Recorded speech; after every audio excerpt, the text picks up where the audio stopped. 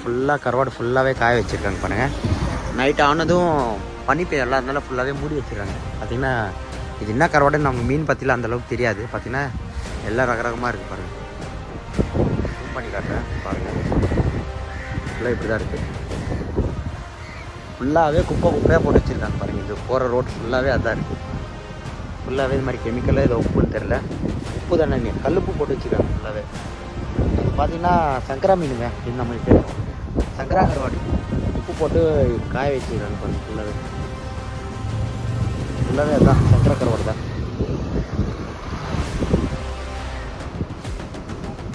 பார்த்திங்கன்னா இந்த இடத்துல மூட்டை மூட்டை கட்டி எல்லாம் வச்சுருக்காங்க பாருங்கள். ஃபுல்லாகவே கருவாடுங்க தான்.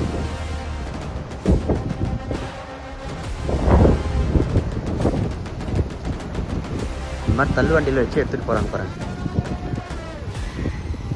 ஃபுல்லாகவே கருவாடு தாங்க.